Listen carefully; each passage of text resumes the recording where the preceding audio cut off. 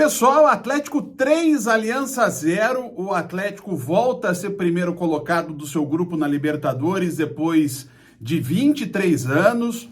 Naquele ano 2000, aquele time do Lucas, do Kleber, do Kelly, do Adriano Gabiru, treinado pelo Oswaldo Alvarez, teve uma das melhores campanhas, se não me engano, até a melhor campanha daquela Libertadores. O Atlético fez 16 pontos naquela primeira fase de 18 possíveis.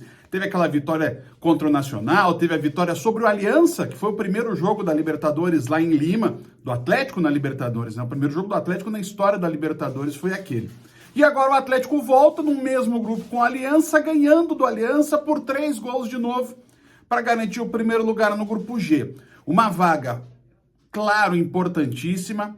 O Atlético soma o número de pontos que pode lhe permitir ter uma certa vantagem até mesmo nas quartas de final, dependendo muito do desenrolar da rodada. Talvez o Fluminense possa somar mais pontos, talvez o Palmeiras tenha essa possibilidade, o Olímpia também tem essa possibilidade, o Argentino Júnior também. Mas se tiver algum tropeço, o Atlético pode ficar entre as 4 melhores campanhas da primeira fase, o que lhe garante, muito provavelmente, uma condição de jogar pelo menos as oitavas e com uma boa possibilidade, uma surpresinha aí na fase de oitavas de final, o Atlético jogar em casa o jogo da volta também nas quartas de final, que, convenhamos, é um baita passo, é um baita handicap para o Furacão na Libertadores.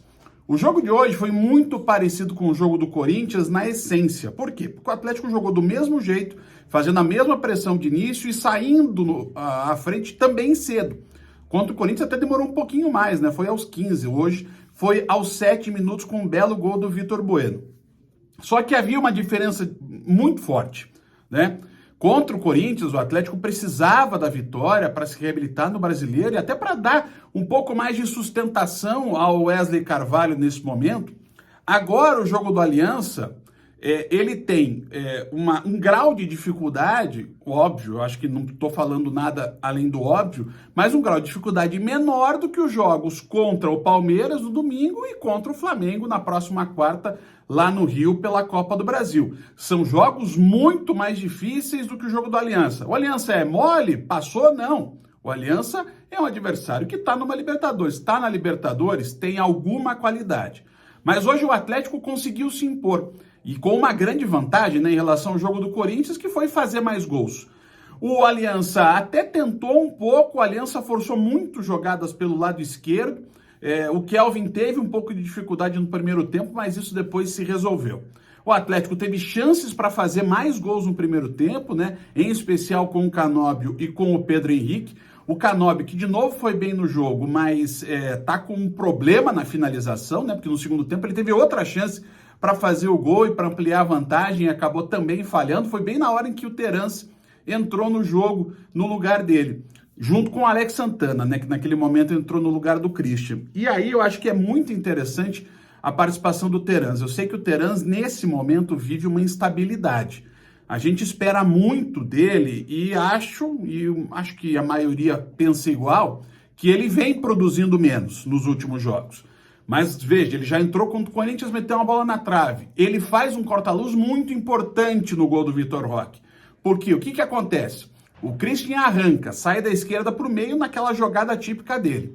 Quando ele dá o passe, o Terence, acompanhando a jogada e fazendo o corta-luz, ele leva a marcação de um zagueiro e abre o caminho mais claro para o Vitor Roque finalizar. E aí, com o gol à la Romário, né, de piquinho, ele fez o segundo gol.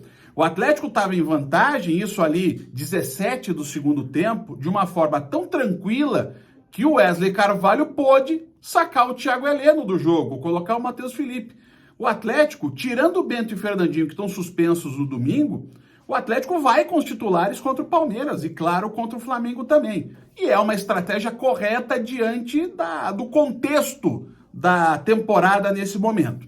E, é claro, quanto melhor preservar, muito mais interessante para o Atlético. O Canóbio também saiu antes, o Vitor Bueno, que foi um dos destaques do jogo, para mim era o melhor até sair, daí o Vitor Roque resolveu acabar com o jogo mais uma vez, tanto que fez o terceiro gol naquela jogada do Kelvin, Jogada do Fernandinho com Kelvin, um lance muito costumeiro nessa temporada do Atlético, o cruzamento, mais uma assistência do Kelvin que deixou o Vitor Roque a feição para fazer o terceiro gol. Uma vitória sólida do Atlético, uma vitória tão sólida que permitiu ao Furacão preservar alguns jogadores e uma vitória que dá, mais uma vez, uma amostra de como esse time do Atlético tem condições de fazer o seu resultado e tem condições de jogar ofensivamente. Contra o Palmeiras tem que ter essa mesma ousadia, essa mesma coragem. Por tudo que a gente ouviu, o Wesley Carvalho deve manter essa mesma ideia.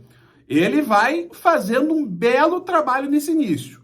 É cedo para dizer que ele vai ficar como definitivo? É cedo, sim, né? Agora tem 2 desafios gigantes pela frente, mas não dá para não dizer que aquilo que a gente imaginava do Atlético, o Wesley conseguiu colocar dentro de campo. E mais uma vitória veio, de novo sem sofrer gols, e agora fazendo mais, inclusive. Nos últimos 3 jogos, o Atlético já fez 5 gols. Isso mostra um time mais ofensivo, apesar de lá no jogo do São Paulo o Atlético não ter vencido. Agora é a vez do Palmeiras. Um abraço.